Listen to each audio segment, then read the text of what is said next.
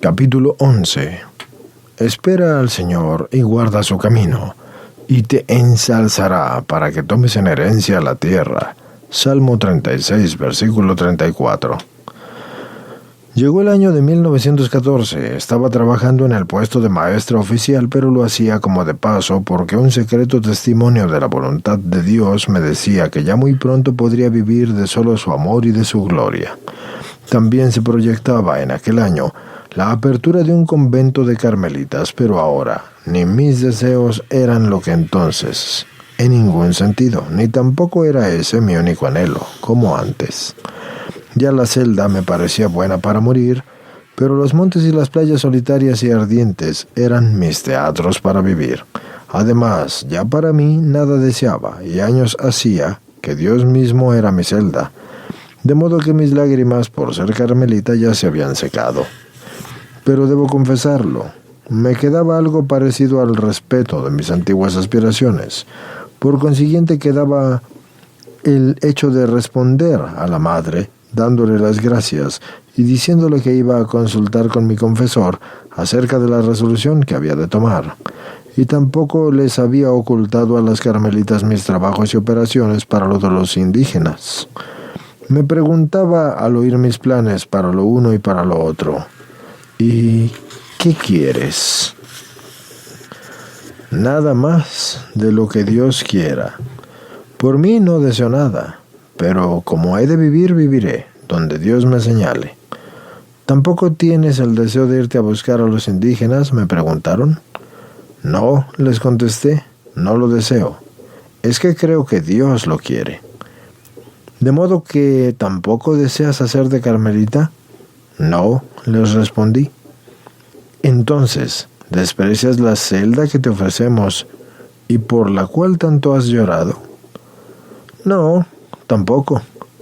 No sé si Dios querrá que viva en esa celda o en los montes. Consultaré y les avisaré. Quedaron las buenas madres tranquilas, dejándome la celda y esperando mi resolución. Me presenté al confesor, el mismo que tenía alguna experiencia de mis anteriores anhelos de celda, y después de oírme me dijo: diga a las madres carmelitas que acepta la celda. ¿Y qué hago?, le dije. ¿Qué hago con mis asuntos de indígenas? ¿Los desbarato? No, me contestó.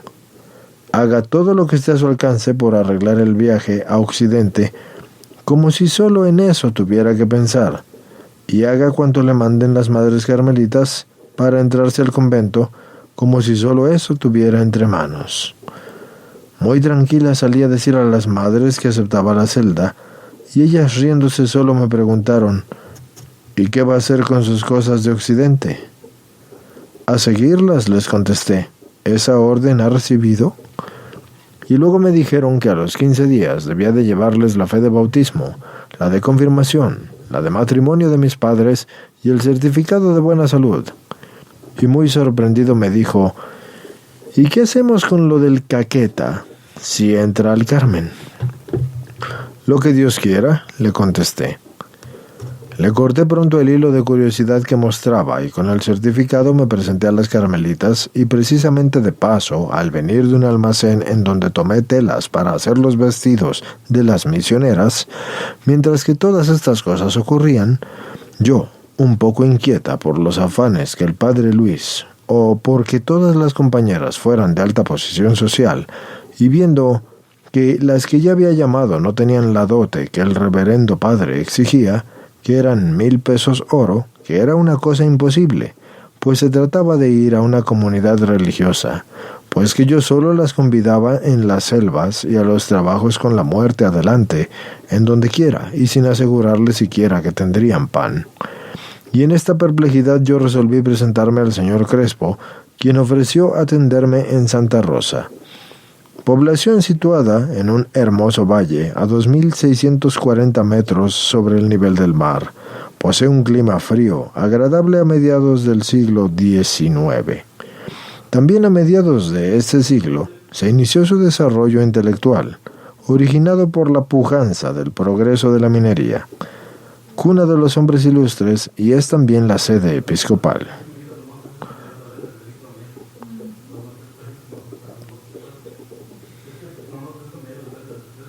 Bien, pues entonces, ¿en dónde estaba así de visita yo? Porque todavía yo tenía la sede en Antioquía. Con una de las señoritas, que yo debía de ser compañera en la obra, me fui a buscar al señor Crespo, naturalmente, que llevé para mostrárselo el hermoso retrato de aquella elegante monjita, tomado así para el padre Luis. Mi viaje a Santa Rosa fue como un desenlace fatal de los negocios con los padres carmelitas, y confieso sin embargo que iba convencida del buen espíritu que me parecía que entrañaba en las prescripciones del reverendo padre Luis. Pues, por más que ellas se apartaban de lo que yo conocía como algo evangélico, siempre creía que en el fondo debía de haber algo que yo desconocía y que sacaría a buen término la obra. De modo que me presenté al señor Crespo con la mejor buena fe, creyendo que él subsanaría lo de la suma de las compañeras que habían de dar. Y desde que entré, el señor obispo me dijo enojado: no venga a hablarme de las gasas y las sedas del padre Luis, porque con ellas ya me tiene cansado. Luego, señalando un montón de papeles, me dijo: mire, así es el montón de cartas que tengo, en las que ese padre habla de sus elegantes vanidades. No me hable de eso, porque lo que es en mi diócesis, no fundará el padrecito su vanidad. Quise responderle a favor del padre, pero no me dejó, y me dijo: ayudo, protejo y bendigo esa obra si se hace del modo humilde, pobre y modesto que usted me dijo al principio. Pero así como lo sueña ese padre, está lejos de mí la tal obra. Ese padre se quiere levantar como una palma y caerá como un coco. Vi desplomarse toda mi ilusión, pero no mi esperanza. Es que no era tal, era una convicción, una seguridad lo que Dios me había dado. Y sin embargo, con semblante entristecido le dije: ¿y qué hacemos? Nada, me respondió, no tengo sacerdotes, y sin auxilio espiritual no pueden irse. ¿De modo que todo se acabó?, le repuse. Sí, todo, porque con soberbia no se hacen las cosas de Dios. Ya con las lágrimas en los ojos le dije: ¿y los indígenas han de perderse? ¿Y qué hacemos?, me contestó. No me atreví a decirle nada más. ¿Y qué había de decirle? Cada vez ocultaba más el retrato debajo de la mantilla. Después de conversar un poco de cosas indiferentes, salí desconcertada, pero no tanto por la pérdida de mi ilusión, cuanto por el pensar cómo era que un religioso podía emprender una de Dios con base de vanidad. Así que yo no dejé de preguntarle al señor Crespo sobre la conducta que había de observar con los padres carmelitas. Me contestó que no volviera a contestar las cartas del reverendo padre Luis y que hiciera como él, que desde que estaba escribiendo lo de las gasas y las sedas, lo había dejado hablando solo. La señorita que me acompañó a Santa Rosa contaba con que nos demoraríamos allá otro día, pues así lo había prevenido yo, según creía que tendría que hablar con el señor Crespo respecto al viaje que creía por las manos. Al salir de la fatal entrevista, fatal digo, por cuanto que se acababa la ilusión, pero verdaderamente fue salvadora, le dije que nos vendríamos al día siguiente. Sorprendida me preguntó por qué. Como no podía decirle la verdad, ni tampoco mentirle, le dije solamente que así convenía. Con esto ella se llenó de dudas acerca de mi lealtad y de la verdad de mi empresa y se enojó mucho. Con nada pude calmarla y hube de regresar con ella en medio de la amargura de verla enojada y riñéndome constantemente porque la estaba engañando. Por fortuna, como era una de las que había de acompañarme en la empresa, con esto la conocí y me libré de asociarla a la obra. Con la demora, las gentes, al menos algunas, creyeron que yo entretenía el tiempo mintiendo, y hasta hubo quienes opinaban que por malos fines procuraba conseguir padres para la empresa. Así es el mundo. Ves que hubo un maestro, y este maestro me dijo con malicia: Ustedes naturalmente que no quieren irse sino con hombres, a donde bien pueden ocultarse. Y en los primeros meses de 1914 vino el señor Crespo a Medellín a disponer su viaje a Roma. Me presenté a lamentarle y a decirle que ya los padres carmelitas, pedidos por el padre Luis, habían salido de España. Déjelos venir, me dijo, que al llegar hagan lo que quieran. Lo que siento es que hace meses que les di el dinero para el viaje, pero eso nada importa. En Frontino les dio una casa, y esa es la casa a la que vendrán, pero yo no los ocuparé. Usted vea si de pronto encuentra un sacerdote que quiera acompañarlas, y con él se irán a fundar la obra como usted la había pensado, y así Dios la bendecirá. Aquello me parecía imposible porque ese camino ya estaba trillado, y aunque había sacerdotes que al oírme se llenaban de entusiasmo y hasta me suplicaban que los enrolara en la obra, ninguno se resolvía a parecer loco. Total que aquello me daba poca esperanza. La que tenía, toda, se cifraba en Dios, quien no me faltaba con fuerzas y presencia de ánimo para todo, inclusive para arreglar mis negocios exteriores, de modo de poder dejarle a mi hermana un modo de quedarse en Medellín y arreglarle renta y vida a mi madre, en caso de que resolviera quedarse. Por fortuna, como ella deseaba irse, una palabra del señor Crespo, quien calificaba el viaje de ella como convenientísimo, para mayor respetabilidad de nuestra vida en los montes, me anima a llevarla a pesar de su avanzada edad y de su mala salud. Pero faltaba la resolución definitiva de ella, pues se lo oponía en casi. Sobre todo en su hermano mayor, que me hacía cargos tremendos si es que yo intentaba llevarla. En medio de estas luchas estaba cuando acerté a oír una misa en la Veracruz. La Veracruz es una iglesia de la Veracruz pequeña, y es una pequeña iglesia colonial de Medellín. Su fachada se ha conservado sin reedificar, y conserva así su aire español.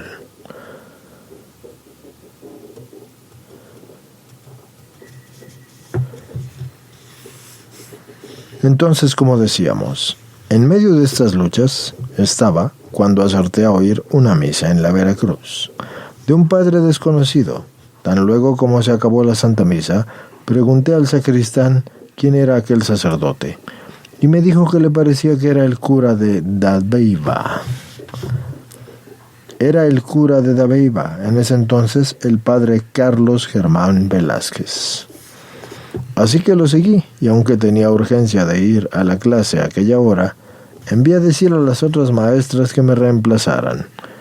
Entré a la casa donde el padre había de desayunarse y lo aguardé con la más viva ansiedad, y le hice la propuesta de atenderme a las necesidades espirituales en Dabeiba, y él, como quien no pone mucho cuidado a la cosa, me contestó que sin detrimento de sus feligreses lo haría con mucho gusto. Así que no sabía el padre que daba el golpe de bendición a una empresa que no le había llamado mucho ni poco la atención. Volé a contarle al señor Crespo, quien celebró mucho y me dijo: disponga pues el viaje y váyase con mi bendición y con los sentimientos de pobreza y humildad en que ha pensado siempre realizar su empresa.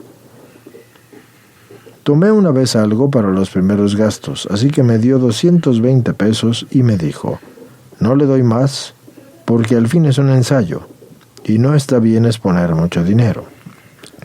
Le repliqué que en el caso de que la obra no saliera, yo le repondría el dinero que se hubiese gastado con la generosidad que le caracteriza. Se apenó y me dijo: eso jamás. Salí de allí con el alma que no me cabía dentro del cuerpo, según era mi alegría. Así que me dirigí al altar favorito y le dije a la Virgen: ya esto está. Ahora lo que falta es que dejes rodar el carro, y si quieres me ofrezco para la rueda de él, de modo que sobre mí vengan todos los tropezones. Pero no detengas el carro, porque muy pronto he de ver indígenas aquí a tus pies. Me pareció aquel día más bella la señora de mi vida.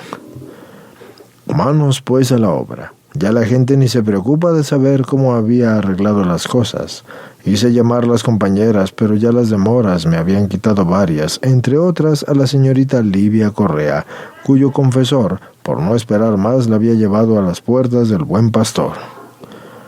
Era de las mejores esperanzas, pero yo sabía que Dios había hecho ya su elección, aunque no sabía a quiénes se había dirigido la venturosa voz. Me había dicho el señor Crespo que llevara unas 4 o 5 compañeras y no tenía sino una segura, es decir, que supiera cuál era.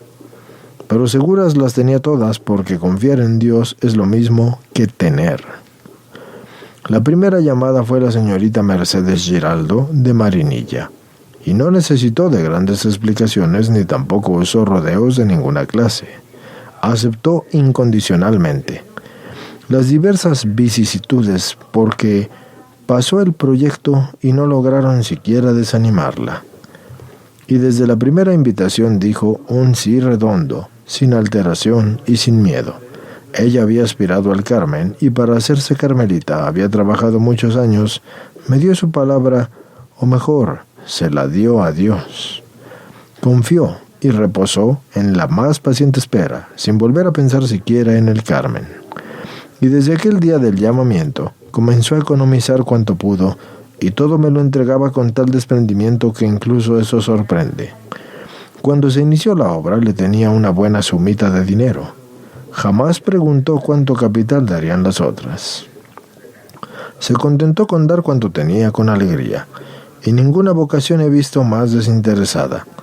Ya hacía como 1 año y medio que me había acompañado en la primera exploración a Frontino y a Río Verde. Ella, la que me dio su cabalgadura pura y me la dio para el viaje último a Santa Rosa. Ella, en fin, la que emitió a San Pedro en la prontitud para atender la voz divina, tan pronto como llegó a Medellín, me entregó cuanto tenía y puso manos al trabajo de costurero para hacer los ajuares. No recuerdo si dije antes que desde 1 o 2 años antes del viaje, un padre confesor me indicó que debíamos de llevar un reglamento de vida y que debía hacerse antes. Puse manos a la obra en aquel reglamento que debía obedecer a las reglas de la mayor perfección cristiana, pero no podía disponer para ello de más tiempo que el que gastaban mis discípulas en resolver algún problemita en clase de aritmética. Se los escribía en el tablero y luego ellas, en voz baja, lo resolvía cada una, lo cual me dejaba momentos para la empresa del reglamento, de modo que mantenía a la mano el cuaderno y en cualquier momento, aunque fuera con todas las alumnas encima, hacía una reglita. Solamente cuando escribí el capítulo del celo, creo que Dios me asistió en aquella labor, porque escribí sin pensarlo lo que jamás se me había ocurrido, y con una facilidad que me parecía que la mano se me iba sola. Cuando escribí el tema del monograma de María y lo del sitio, mismo decir de su elección, fue cosa que me asustó porque jamás lo había pensado ni me había impresionado con él de un modo especial. No pude menos que escribir eso sin pensarlo antes, y cuando lo terminé me conmovió e hízome derramar lágrimas en abundancia sin que yo siquiera me diera cuenta del motivo de tanta conmoción. Sí que sabía que Dios estaba cerca y sentía extraordinario respeto, y casi digo como Jacob, que Dios estaba aquí y yo no lo sabía. Tenía una amiga de mucho espíritu que me ayudaba en mis asuntos de indígenas, Ana Raquel Izaza.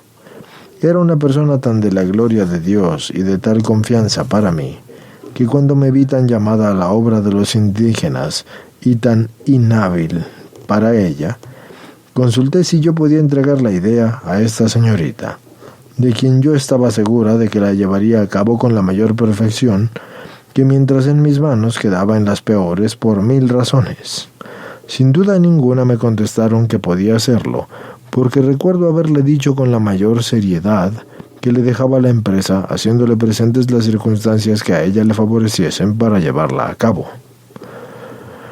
Volviendo al arreglo del viaje y a la consecución de las compañeras, si mal no recuerdo, llegaron en este orden: Mercedes Giraldo, de quien hablé, y luego llegó de Tretiribí una señorita Uribe, quien fue admitida, y principió a hacer su ajuar. Pero pronto comprendí que su carácter no se prestaba para la peligrosa empresa y la despedí. Después se aparecieron a pedir que les llevara una señorita Rosalvina Cadavid, con otra que se llamaba Carmen Rosa Jaramillo, ambas de Girardota, pero cosa rara. Dios no las llevaba allí sino para abrirle el camino a una de las fundadoras más firmes. La señorita Cadavid no pudo arreglarse por asuntos de familia y la Jaramillo arregló llevando solo unos 200, que era como su cuota, pues cada uno llevaría lo que pudiera, siendo el mínimo 30. Y en la segunda visita, cuando vino precisamente a pedir órdenes para el viaje, llegó con una prima suya a quien jamás había visto ni sabido que existía, y me rogó que la recibiera. Se llamaba Ana Saldarriaga. La misma señorita Jaramillo partía con ella su cuota. Olvidé a la señorita Matilde Escobar porque fue mi discípula siempre y por apego a mí, y así lo confiesa ahora. Determinó acompañarnos a la arriesgada empresa, y al principio le dije que sí porque creí que se arrepentiría y que sin duda se le iba a oponer su padre, porque ella era hija única de 2 viejos que ya estaban muy gastados y pobres. Y era tan mimada como si hubiera sido millonaria y de complexión raquítica, y hasta especial, pues se mueve con la misma facultad que si tuviera los huesos libres de una comadreja. Un tiempo atrás le dije, no la llevo porque usted no sirve para nada. Verdaderamente estaba muy joven y veía que era precisa para sus padres, a quienes ya comenzaba a ayudar con lo que ganaba en una enseñanza particular que tenía en su misma casa. Le dije ya seriamente que no la llevaba porque era hija única, así que se puso a llorar y se fue.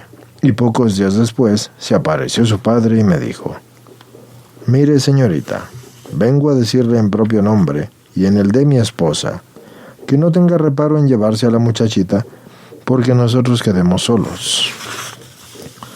Porque nosotros no nacimos con ella y siempre vivíamos. Y lo que queremos es la felicidad de la muchachita, aunque nos cueste la vida el dolor. La entregamos voluntaria y libremente. Dígame, ¿qué necesita para el viaje?» Tal resolución me llenó de edificación, pues bien sabía este santo hombre a cuántas fatigas y dolores y privaciones se tenía que someter su hija y cuánta era la soledad en que ellos quedaban, puesto que me dijo, «Para morir, si no podemos hacernos asistir en la casa, nos queda el hospital, pero con la dicha de saber que la niña le está sirviendo a Dios».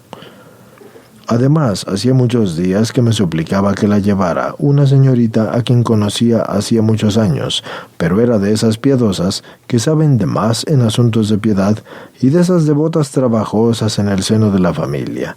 Le tenía miedo y por eso le había rechazado mucho, pero ella insistía. Se confesaba con el mismo sacerdote que yo y me resolví a consultarle mis dudas respecto a ella, y me dijo que estaba muy buena, y le repuse exponiéndole lo que temía, y me dijo, «No, yo se lo garantizo». Por esas palabras le dije que sí, y entró definitivamente. La casa mía se veía en el vaivén de un viaje desde hacía más de 15 días, porque como habíamos de vestir un hábito religioso según disposiciones del primero que me permitió mover el asunto de la catequización de los indígenas, y el mismo señor Crespo lo había dispuesto, todas se reunieron a fabricar aquel ajuar. Era un gracioso, y era el movimiento, y sobre todo a la medida del hábito, porque la curiosidad de las niñas de la escuela hacía de cada medida una fiesta.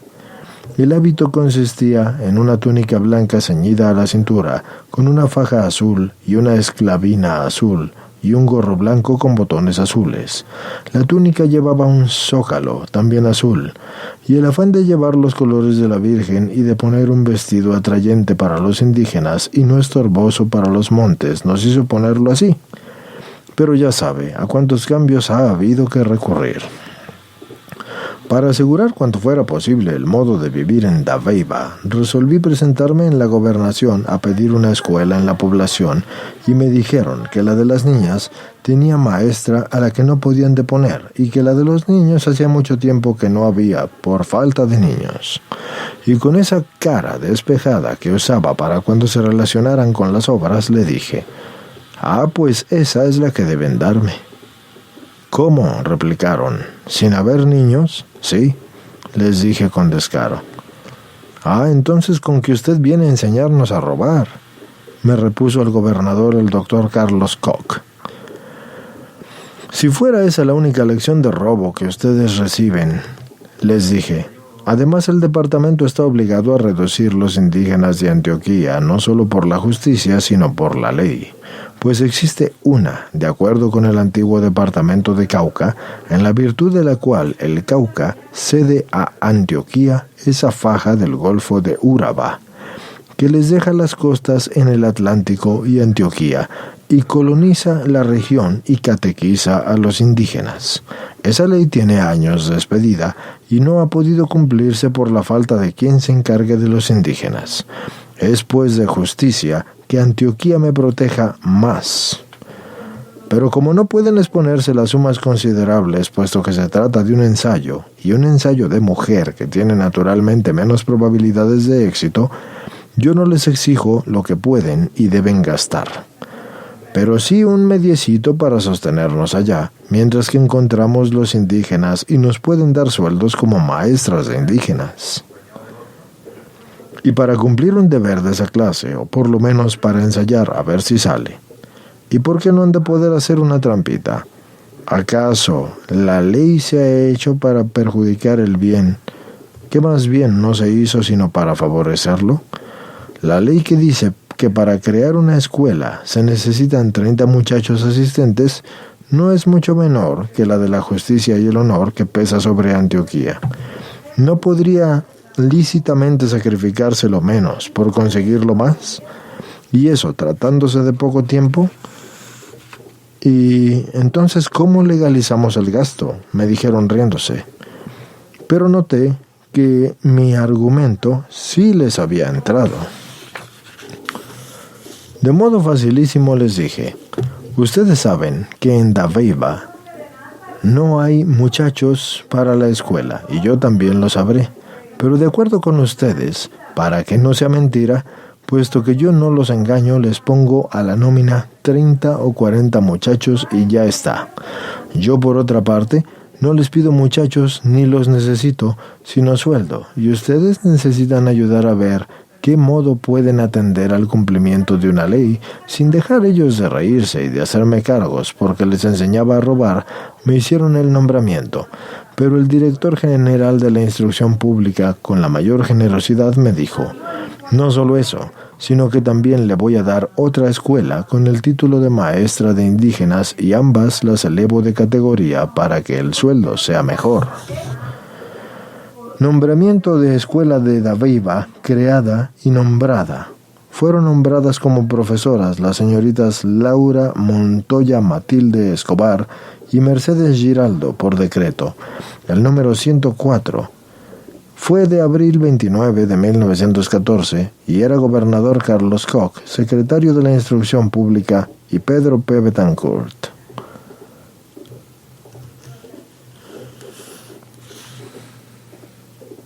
Pues bien,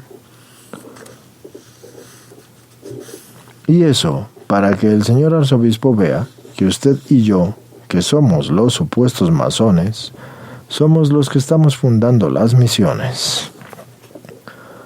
Ordenanza que se dio el 17 de marzo 30 de 1914. La ordenanza era exactamente la número 17. Sí se dio el 17 de marzo, pero también se dio el 30 de 1914.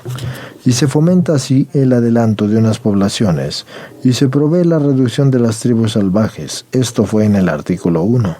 El gobernador del departamento procederá a la mayor brevedad posible a entenderse con la autoridad eclesiástica competente a fin de atender del modo más eficaz a la reducción y evangelización y civilización a las tribus indígenas del territorio de Urabá y a la enseñanza de los niños y etc. Carlos Koch, secretario, Miguel Moreno, Archivo de la Gobernación de Antioquía.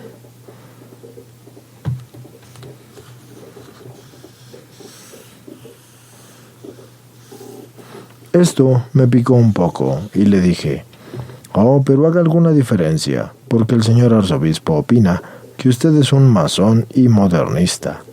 Y con razón, puesto a que usted le parece nombrar una maestra católica que una espiritista, como acaba de afirmarlo.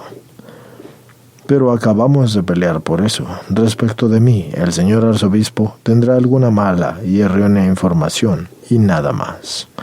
Él entonces se rió y solo me dijo, aquí quedo a las órdenes para cuanto se le ocurra. Y todavía pensé que podía sacar más en la gobernación, y así, medio disimulado, porque legalmente no era posible, entré de nuevo hacia el gobernador y le dije, mire, necesito llevar algunos utensilios de casa para servirnos en el ranchito que allá en Dabeiba consigamos o hagamos.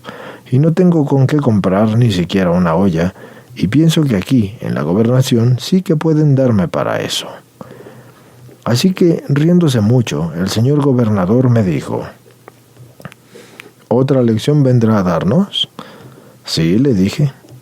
Es que como tengo tan buenos discípulos, yo no quiero perder tiempo. Llamó entonces a sus secretarios y les dijo, vean de dónde pueden darle a esta señorita algo dizque para comprar ollas para la misión.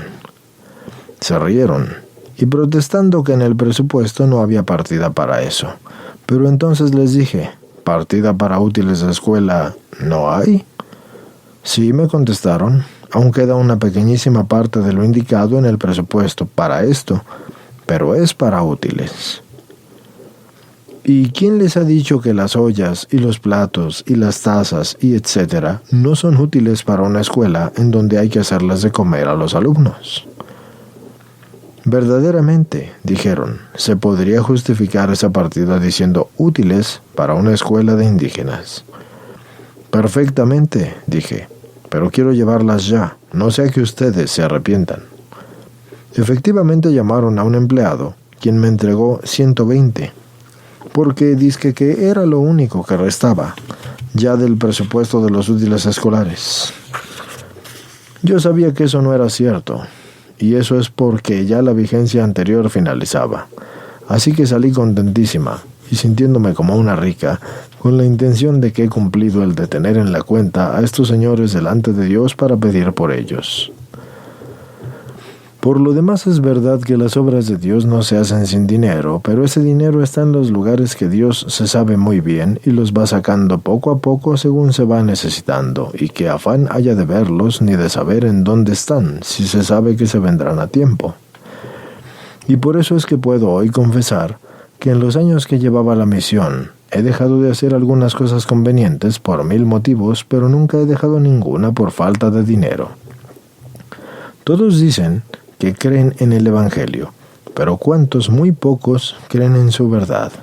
Y esto parece un disparate, pero no lo es en el fondo. Al sacerdote, que cuando le di la primera idea de la obra, cuando parecía una utopía, solamente me dijo, ¿en dónde están los millones para esa obra? Así que llamara yo ahora para que contemplara él la obra hecha con los millones que no tenía y que no tengo, ni tampoco deseaba, ni tampoco deseo. Finalmente, convinimos el viaje para el 5 de mayo. Unas hacían ajuares y otras ropas para los indígenas, y otras disponían y compraban o arreglaban los avíos para montar, y otras empacaban, y etc. Yo enseñaba porque aún no había hecho la renuncia de la escuela por el deseo de no dejar de ganar unos cuartos, pero ya que con estos yo podía atender al embeleso de mi vida y la salvación de esos pobres que en las selvas de Dabeiba estaban tan tranquilos como si por ellos no se estuviesen agitando tantas personas, ni tampoco resolviendo tantas cosas. Todo momento que yo no estaba enseñando, iba yo a la calle a 1000 cosas, y mis noches continuaban siendo de las más espantosas agonías, pero el solo ver el movimiento de cosas misioneras me daba los bríos de cada día. Ay, Padre de mi alma, lo que es ese empuje de Dios, un poquito de espera, y le decía yo a los indígenas, te conocerán, y te los traeré aquí, Dios mío, a tus pies. Y no bastaban esas cosas porque Dios me tenía aún pendiente de las madres carmelitas. Ya les había presentado los certificados médicos, la fe de bautismo, la fe de matrimonio de mis padres, y a estas horas me llamaron para tomarme medidas del hábito y decirme que la entrada al convento era a los 15 días, pero me dijeron que ya debía darles una resolución fija, puesto que la tela para el hábito era costosa, y si lo cortaban después no podía utilizarse porque de mi estatura no tenían a otro aspirante. Así que les contesté que hablaría con el confesor para que me decidiera, y me fui sin demora a hablar con el padre Dueñas, y les puse la cosa tal como estaba pasando y como los carmelitas me dijeron. Él se calló un rato y luego me dijo, Dios le está llamando a lo que es perfecto en el Carmen y también a lo que es heroico entre los infieles, así que está obligada a hacer lo heroico. Puede decirle a las madres carmelitas que dispongan de la celda. Y esas fueron las palabras de ese santo confesor, así que tuve sin embargo el valor para decirle, esa celda la he rogado con lágrimas hace 20 y más años. No importa, me dijo, nada tiene que ver eso. Dios le pide lo heroico. No quise ir personalmente a devolver la celda. Les escribí a las carmelitas dándoles los agradecimientos y la definitiva de mi asunto. ¡Ay! Tiene el corazón. Cosas que se le pegan como hiedras al árbol que las sustenta. Y así para mí, la idea de ser carmelita, y digo la idea, puesto que no fue vocación, por más que yo lo hubiera podido jurar. Hubiera estado vivo el señor Pardo y hubiera visto realizado su pronóstico. Tienes que ir a mostrar a Cristo a innumerables gentes. Hubiera podido hablar con el reverendo padre Luis J. Muñoz, quien me decía, usted tiene vocación para una comunidad no fundada todavía y extraordinaria. Bendito sea el Señor que todo lo gobierna con tanta suavidad, y sin todas las vicisitudes que he referido, no hubiera yo podido mostrarme serena y casi indiferente al entregar la celda. En esta solemne ocasión, así que las carmelitas me devolvieron la suma, que como un anticipo de parte de la dote yo les había dado, y así eso entró a los fondos del viaje a Occidente. El viaje de mi madre, que estaba en duda por la oposición de la familia, se resolvió al fin. Por la mucha resolución de ella, unida a la opinión del señor Crespo, de modo que solo teníamos que dejarle a Carmelita la manera de vivir y modo de aderezar una casita pequeña en la cual viviría con una sirvienta. Nuestra despedida de ella sería para siempre. En todo esto me ocupaba. Mi madre se encargó del empaque, cosa que era respetable, porque llevábamos muchas ropas para los indígenas. La señora Teresita V. de Restrepo ofreció enviarnos de su casa los primeros almuerzos del camino. Las bestias estaban preparadas con 2 arrieros y nada faltaba. Las compañeras se reunieron en la víspera y ya despedidas de su casa. Y la más curiosa de las despedidas fue la de la hermana María del Santísimo, Ana Saldarriaga, porque no dijo ni en la casa, sino solo esto. Hay en Medellín una señorita Laura Montoya que piensa irse a los montes a buscar a los indígenas y a bautizarlos, y va con otras compañeras y tiene la protección de un obispo y se va de pronto. Dejó que sus padres y sus hermanos, reunidos en la mesa, comentaran la cosa. Y luego que oyó todo, les dijo a sus padres, si ustedes tuvieran una hija que se fuera entre esas señoritas, ¿les gustaría? Nosotros no somos dignos de tanto, dijeron los dos. Ella recogió el guante, pero calló. Al día siguiente, domingo, víspera del día señalado, debía asistir ella a una misa y su madre a otra. Por la noche convino con su madre en que le tocaría ir a la primera, que era la de las 6:30. Era la hora de irse a coger el tren para llegar a la misa de 8 a Medellín. Esa noche, al pedir la bendición a sus padres, hizo intención de recibir la última. A las 5 se levantó y dijo: «Me voy con tiempo para comulgar antes de la misa», y salió. Era una casa de la familia, y dejó una carta en la que les decía que iban a ver ellos si eran dignos de tener una hija en las misiones que se fundarían en el occidente del departamento, y adiós. Y no se supo más. Después de misa, se presentó radiante de alegría a disponerlo todo para marchar el día siguiente. A la señorita Matilde Escobar fueron sus padres a llevarla por la mañana y serenos la subieron a la bestia y la vieron partir. La víspera, al mediodía, llamé yo al reverendo, el padre Luvin Gómez, confesor de varias de las viajeras, para que nos hiciera una plática preparatoria. Así que la hizo muy gustosamente y con un muy escogido texto, y a las 3 de la mañana del día deseado, ya nosotros estábamos en pie, pero no se logró la salida de una parte del grupo, sino por allí como a las 8 de la mañana. La marcha del grupo misionero por las calles de Medellín fue una cosa nunca vista: 10 cargas y 2 peones adelante, y luego las misioneritas con sus pavas y sus ponchos, una a una, y después la chusma de los muchachos y de gentes curiosas, las aceras y las puertas y las ventanas llenas de gentes enternecidas, unas riéndose y otras admiradas todas. En el número 1243 del periódico El Espectador, mayo, miércoles 6 de 1914, Medellín, Vida Social, la señorita doña Laura Montoya, en compañía de otras 3 damas de esta ciudad, salió para Dabeiba con el propósito de catequizar a los indígenas de esa región, archivo de la Universidad de Antioquía. Y a eso de las 9 de la mañana salimos las 2 últimas de la gobernación y punto. Así que bueno, seguido tomamos así nuestras cabalgaduras para ir a reunirnos con los demás en Robledo. Y esa salida, sobre todo para mi madre, debió de ser durísima y suavísima. Dejaba para siempre a sus 2 hijos, sus nietos, su patria y amigos, todo cuanto tenía, hasta los muebles de la casa. Le hablaban de recuerdos muy queridos, de modo que todo debió de desgarrarla, hasta el último abrazo que le dio a la sirvienta, que hacía muchos años que era su compañera en los quehaceres de la casa. Todo para ella, que ya tenía 68 años y muchas penas y achaques, debió de ser durísimo, pero no dijo nada, así que serena salió como quien va a la iglesia. A nadie se le comunicó de nuestra salida porque a nadie conocíamos en esas tierras, sino que era la familia aquella, con quienes habíamos partido hacía algún tiempo por el motivo de las mismas cosas misioneras. Nos dijeron que en la gobernación habían comunicado a Dabeiba para que nos recibieran y nos tuvieran desocupado un local de la escuela.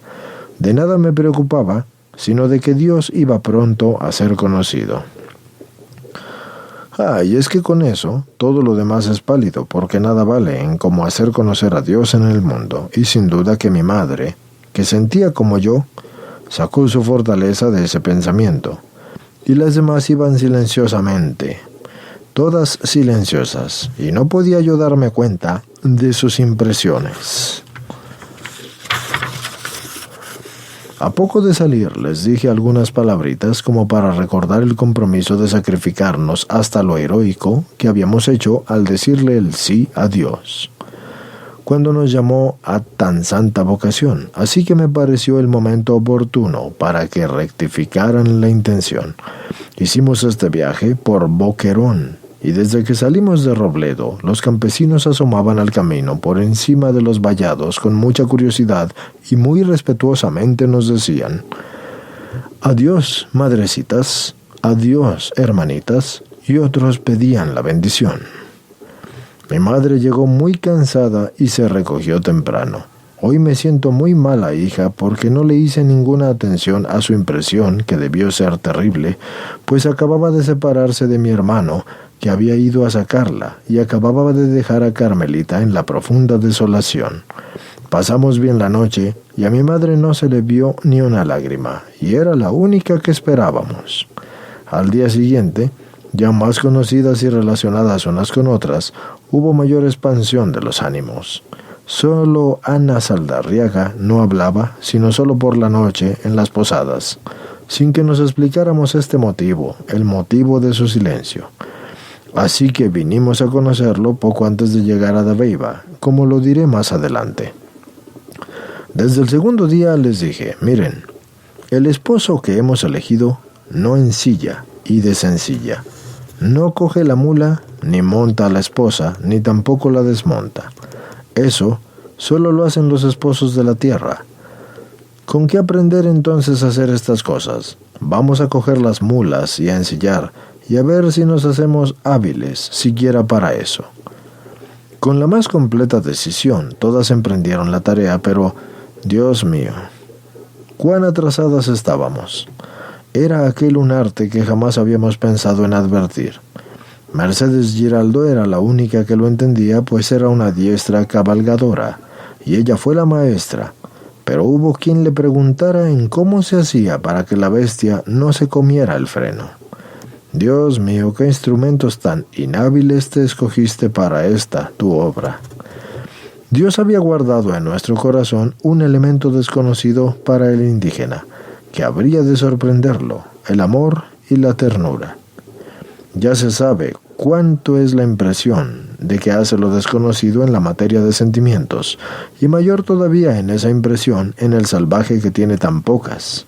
Precisamente las tiene tan pocas en el alma, y llevábamos nosotros el arma que había de rendir la fiereza salvaje, pero el mundo que juzgaba nuestro viaje no cabía de estupefacción porque no lo conocía y no advertía y se asustaba de lo que veía. En nuestra segunda jornada fuimos a San Jerónimo y mi madre iba siempre adelante, pues era magnífica cabalgadora, no obstante que no es delgada. Llegó pues antes con 2 o 3 compañeras y las demás se habían atrasado conmigo, pues siempre he dado mucho que hacer con mi enorme humanidad. Poco antes de llegar, ya oscuro, caminábamos por una senda llena de pedregones que apenas dejaban a los animales la manera de pasar cuando me fui al suelo. Mucho se había hecho esperar esta caída, pues jamás había montado desde hacía mucho tiempo sin dar tal espectáculo. Afortunadamente que caí como en los brazos de los ángeles porque ni sentí que fueran duras las piedras. Sin embargo, las compañeras se asustaron un poco. En San Jerónimo encontramos que ya mi madre y María Jesús López nos habían conseguido posada en la casa más grande de la población, habitada por una señora anciana que había sido conocida y amiga de las dos. Esta señora era único miembro viviente de una numerosa familia que había desaparecido trágicamente. 3 o 4 de los hombres habían muerto impenitentes y quizás suicidas, algunos, y habían sido enterrados en la misma casa. De modo que nos tocó dormir en un salón que era como un cementerio, con los muros llenos de retratos de esos desgraciados. Se dice que la desgracia de esos pobres señores fue haber perseguido al clero en las guerras, pues en aquella casa vivía aquella señora la vida más triste.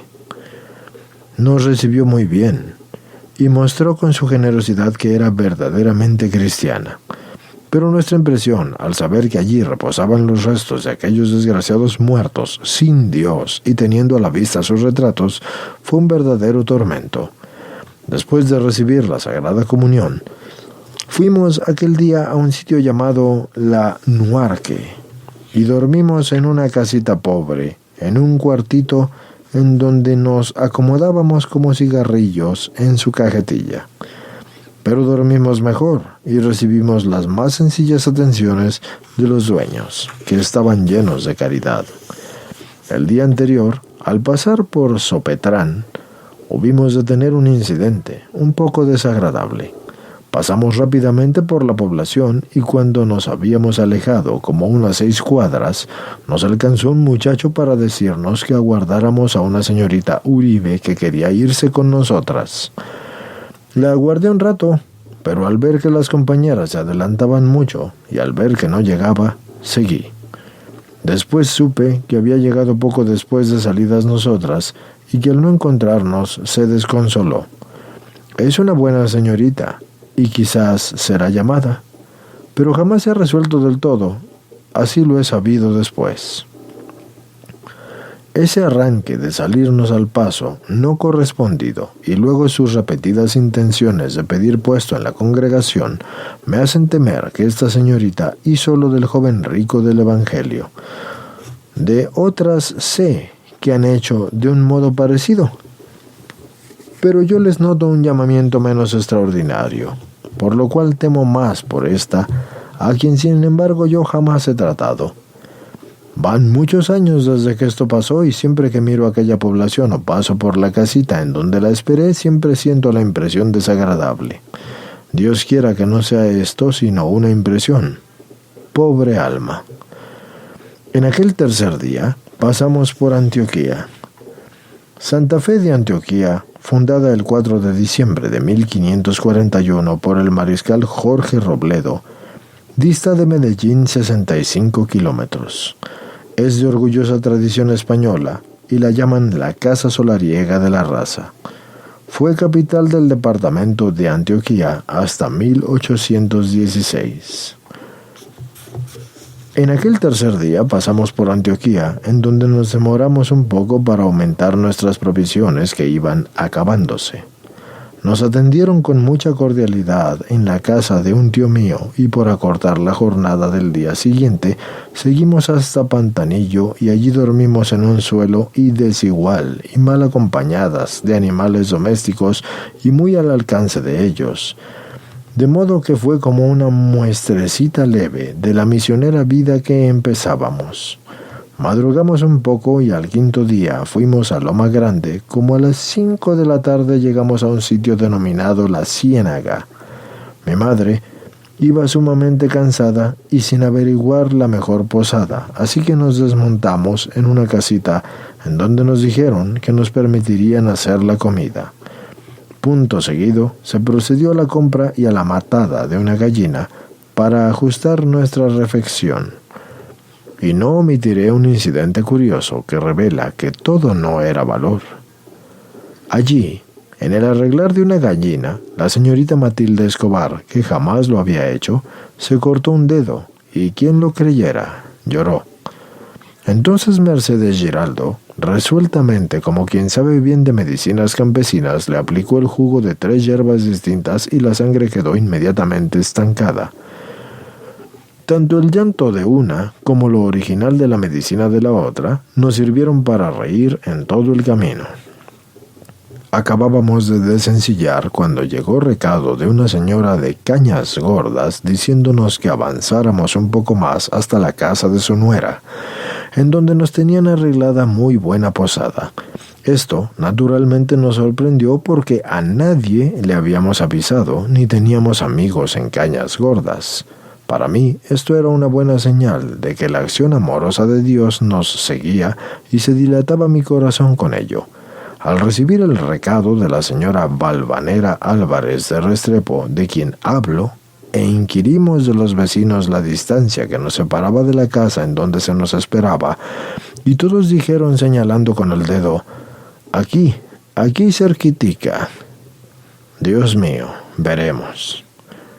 Como ya se habían soltado las bestias, no nos pareció preciso cogerlas y montar de nuevo, así que salimos a pie. Siempre me he reprochado esto como una crueldad con mi madre. Iba casi a gatas por un camino pendiente lleno de piedras, difícil hasta para nosotras. Y tanta fue la dificultad que ella tuvo que la vi llorar. Llegadas a la casa de la Loma Grande, fuimos el objeto de las más delicadas atenciones de parte de la señora dueña, María Londoño de Restrepo, que en paz descanse.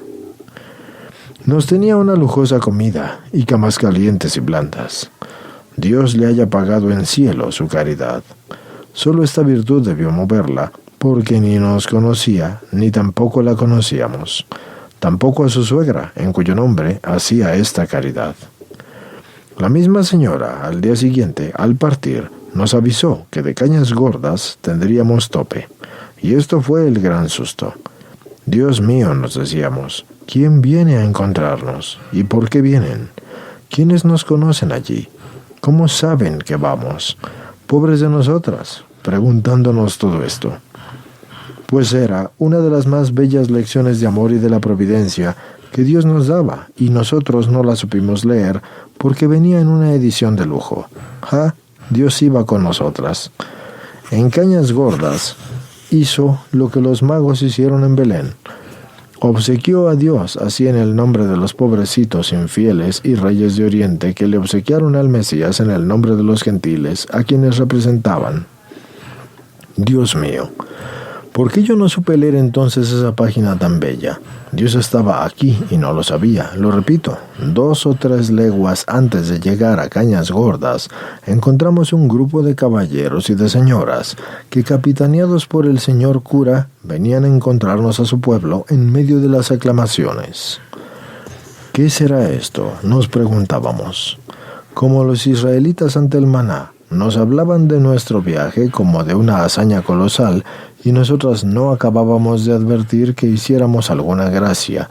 Desde el momento del encuentro nos cambiaron las mulas por caballos muy buenos y seguimos en la comitiva más curiosa sin conocer a nadie. Y mayor fue nuestra vergüenza cuando al entrar al pueblo la muchedumbre se apiñaba alrededor nuestro pidiéndonos la bendición.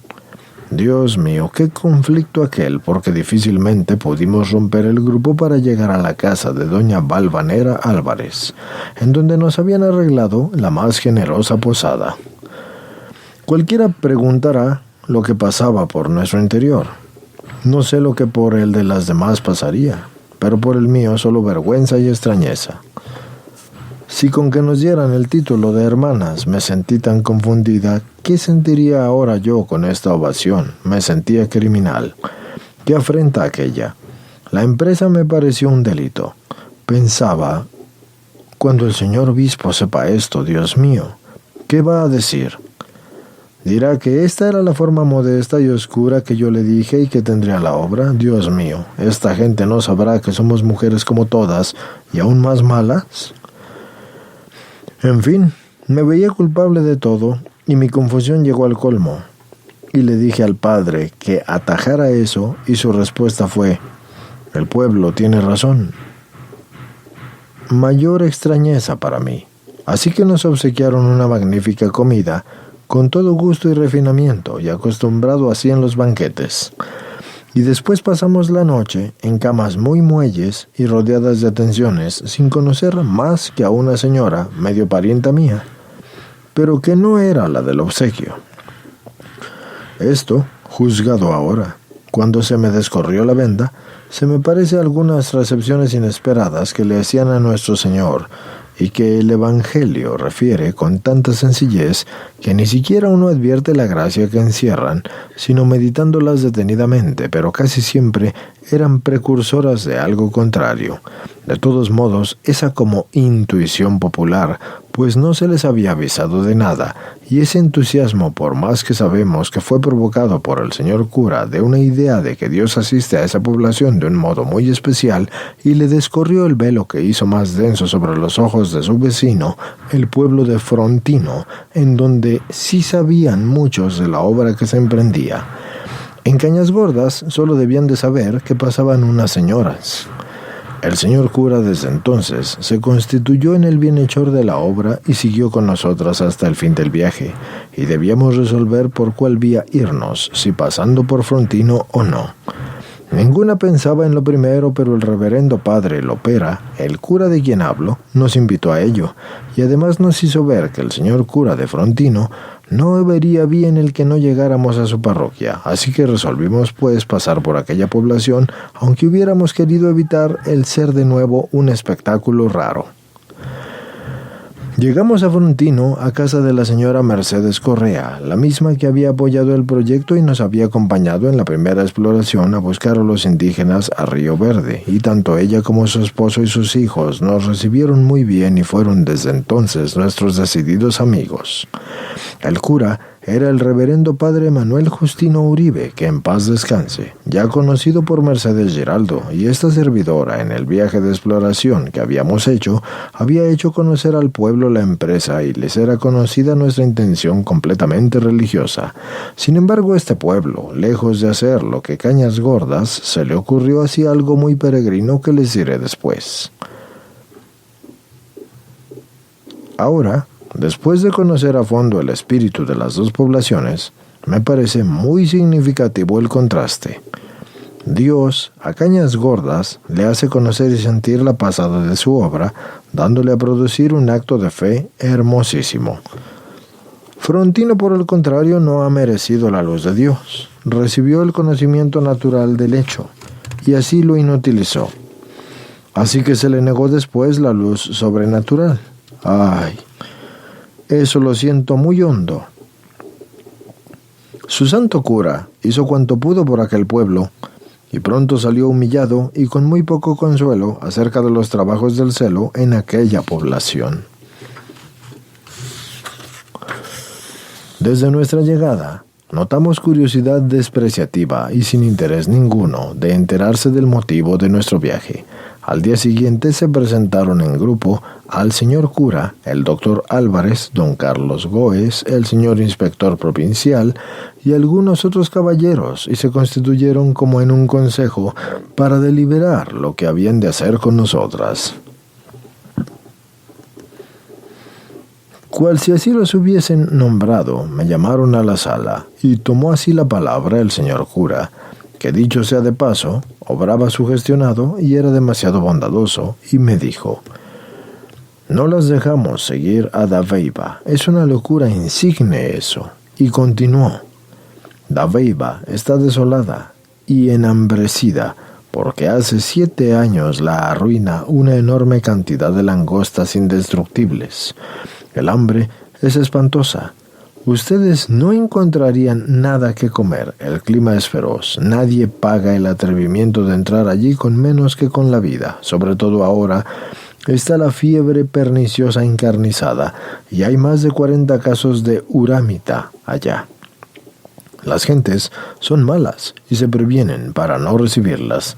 Las culebras son espantosamente grandes y a nadie les perdonan. Ni siquiera el señor cura puede vivir allí por el hambre. Los indígenas ya huyen y siempre se han mostrado fieros e irreductibles. En fin, de ustedes solo quedará la memoria, si es que entran allí, dadas las condiciones sociales y de delicadeza en que se han criado. El camino no existe, es una trocha mala y peligrosa. No hay remedio, deben volverse o virar hacia Río Verde, en donde pueden hacer el ensayo mientras que se aburren y se van a sus casas. A nosotros mismos no nos perdonarán en Medellín si las dejamos seguir», interrumpió un señor para decir que él apostaba mucho dinero a que después de 2 años de estar en Dabeiba no habíamos visto ni a un indígena, y otros apostaban que no los volveríamos a ver porque moriríamos en la misma semana, etc. Terminada toda esa arenga del padre, le respondí con el respeto, pero también con respecto al hecho de que les agradecía toda advertencia, pero no estaba yo dispuesta ni estábamos dispuestas a declararnos en la derrota sin dar el primer disparo ni tampoco a correr sin ser derrotadas. Así que, medio indignados, me dijeron que ya ni siquiera era derrotarse sin dar un disparo, puesto que habíamos hecho mucho con llegar hasta allí, y en ese punto sí que me reí y les dije: «Por nada desisto del viaje, sigo a Dabeiba». «¿A morir?», me preguntaron. «Sí, a morir, a fundar la misión». Viéndome tan cerrada y llenos de verdadera compasión, me rogaron que me fuera, pues, a Nutibara o a Río Verde, y que ellos nos ayudarían a llegar. Les dije que las órdenes del señor obispo y del señor gobernador eran para Dabeiba, y que yo no contrariaría a tan altas autoridades. Callados los dejé y seguí para la pieza en donde las compañeras rezaban y hacían fuerza pensando que yo pudiese flaquear, y tan luego como vieron me dijeron: «No se da un punto, antes muertas que vueltas. ¿Qué importa morir? ¿No es más duro ver perecer esas almas? No, no ceda, seguimos a morir en Dabeiba». Así que ya ven la clase de compañeritas que Dios me dio. Al oírlas y ver su valor, la garganta se me anudó y mostré diamantes de esos que tantos tenemos en las mujeres y que a veces nos sirven mucho y que hasta son de adorno en los ojos. Y esos son adornos de las mujeres buenas. Pero, serenándome, volví a la sala. Los encontré resueltos a telegrafiar a los superiores. Como el señor Crespo había salido ya para Europa, le dijeron en la súplica solo al gobernador en estos o en semejantes términos: «Insigne locura continuar, señoritas de Aveiva. Rogámosle ordenarles regreso. Irá carta». Y luego las firmas de todos. Consentí en que se enviara ese telegrama para no mostrarme terca hasta el fin, pero resuelta a que si de la gobernación decían lo que ellos deseaban, yo no accedería por faltar el señor obispo, principal dueño de la cosa. Y 2 días aguardamos la respuesta, la cual vino en estos términos: sigan a su destino. El señor inspector provincial, don Francisco Nánclares, nuestro buen amigo, desde entonces también el reverendo padre Lópera y el reverendo padre Uribe, quisieron espontáneamente acompañarnos para ver cómo hacían para burlar la malicia de los daveivanos que querían oponerse a nuestra entrada. Así pues, llegamos a Uramita, en donde fuimos muy bien recibidas por la familia de don Eliseo Gutiérrez, y allí determinaron nuestros compañeros que aguardáramos para dar tiempo a don Francisco Nánclares de ir a Daveiva a ver cómo se haría nuestra entrada, pues allí se supo que el alcalde, Juan Gregorio, puerta de alcalde de ese entonces, había pasado a esconderse para no verse en el caso de recibirnos y así contrariar al pueblo que hacía oposición formal a nuestra llegada, y que aunque de la gobernación les habían ordenado el tenernos casa, no solo no lo habían hecho, sino que negaban uno de los locales de la escuela, no obstante conocer que llevábamos nombramiento de maestras. Allí esperamos 1 día y medio, y mi madre iba tan mal, y por no exponerla a las dificultades de esa instalación resolvimos dejarla allí con la familia Gutiérrez. El camino hasta Uramita era intransitable, y sobre todo para señoritas, porque se tenía como imposible de transitar, y de allí en adelante dice que había de comenzar nuestro desaliento y terror. Uno de los padres, el de las cañas gordas, iba adelante con algunas, y también con algunos. Atrás íbamos los demás. Como a mediodía de camino él me preguntó. El padre me dijo que iba adelante. ¿Y por qué entonces hay señoritas y que no habla, y que no contesta? Todo no habla ni contesta, nada de lo que se le pregunta. ¿Cuál señorita?, le dije. Me señaló entonces a Ana Saldarriaga. Veamos, padre, le dije. Y acercándome la interrogué seriamente, porque dudé que fuera enferma. Y su respuesta fue lo que ya anuncié, probando así el valor de los instrumentos que Dios se buscó. Padre, es que si hablo, esta mula me tumba. Dios mío. Y así había hecho el camino, sin que pudiéramos averiguar la causa de su silencio y sin que oyera una sola queja ni señal alguna de miedo. A nadie le había molestado, ni siquiera a los peones, y eso sí que es fuerza de voluntad. Salimos de Uramita tan contentas como si fuéramos a Roma, y Daveiva había sido nuestro delirio. Bien sabían ellas que era como la encarnación de mi sueño, a fuerza de tanto oírme lamentar y de verme tanto encanto en el sitio, que ellas también le cogieron afición, a tal punto que hicieron el daño siguiente. Hacían unos mapas de América. Como ya estaba en preparativos de viaje, las dejaba trabajando en ellos vigiladas por otra maestra, y me iba a las vueltas de la calle. Ya los mapas estaban para terminarse, y un día antes de salir para la casa, les dejé la tarea de que les pusieran las ciudades. ¿Y cuál fue mi susto cuando al examinar las tareas yo encuentro que habían puesto a Daveiva más grande que todas las capitales de América? ¿Y qué es esto?, les dije. ¿Cómo suponen ustedes que es Daveiva? Si en Colombia ni se ve ni siquiera en el departamento y no se nota. Es verdad, me dijeron, pero como usted le quiere tanto y nosotros soñamos con él, lo pusimos más grande que Bogotá y que todo para complacerla. No me valió regañar, el sostenidas dejaron así la gran pelota, en Daveiva, con unas letras descomunales, y decían, el mapa es nuestro y así lo queremos. Así que me reí y guardé para mis adentros mucha gratitud con esas muchachas.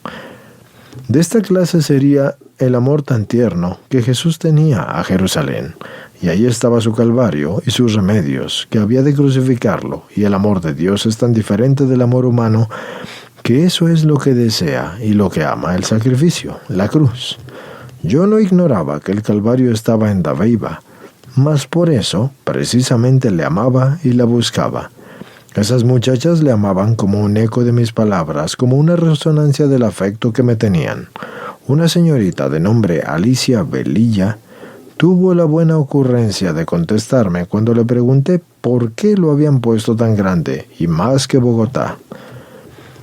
Pues porque Bogotá es la capital de una república y Dabeiba es la capital de nuestro corazón. Y así, como vale más el corazón que una república, era necesario señalar a Dabeiba como un signo mayor.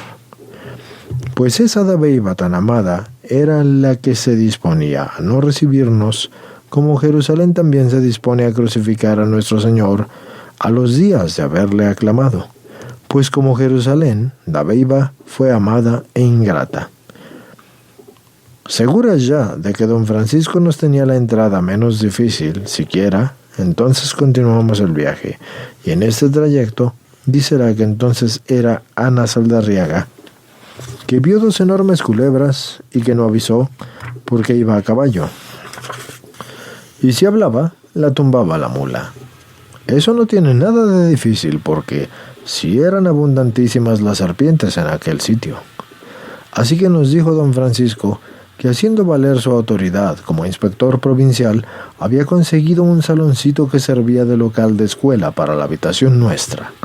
Las gentes hurañas nos miraban con un supremo desprecio, y de cuando en cuando se oían entre los del grupo curiosos que nos cercaban en voces de protesta y que decían: ¿cómo vamos a mantener a tantas mujeres? Muchos protestaron porque allí no dizque había con quien casar a tantas mujeres. Dios mío, cuánta ignorancia. Y cómo Dios los amaba aún entonces, como la niña de sus ojos, pues todos nuestros sacrificios eran por ellos. Ay, Padre de mi alma, así verá Dios muchos de nuestros disparates que nos parecen a nosotros tan sabios. Cuánta compasión nos tendrá. Puedo juzgarlo por lo que yo, tan miserable y poco misericordiosa, sentía hacia esos pobres dabeibanos. Muchos dijeron que íbamos a buscar marido entre los indígenas. Pobre gente, ni sospechaban que en el mundo hubiese castidad. Con grandes dificultades, había logrado el inspector provincial tenernos en la casa una cama desvencijada y 2 esteras. La gente se apiñaba a nuestro alrededor con casi insultantes e insolentes curiosidades. Una señora que se encontraba allí nos dio comida esa noche y el señor cura hacía pocos días que había salido a su acuciada correría por Urabá, correría que le valió 3 meses de ausencia. Los padres se fueron a la casa cural, que era pequeñita y mala, y que había cerca de un pajarrático que ellos llamaban iglesia. Nosotros nos quedamos y arreglamos en el suelo los niditos y nos tiramos a descansar. La cama no pudo usarse por el hecho de que estaba desvencijada. Dormimos como unas bienaventuradas en medio de murciélagos y de avispas. Y decir que el local tenía 100 avisperos es poco. Y los murciélagos eran grandes como vampiros. Habían hecho de aquella casa su guarida, dándole así un olor nauseabundo. Pero nada nos importaba, porque estábamos en Dabeiba.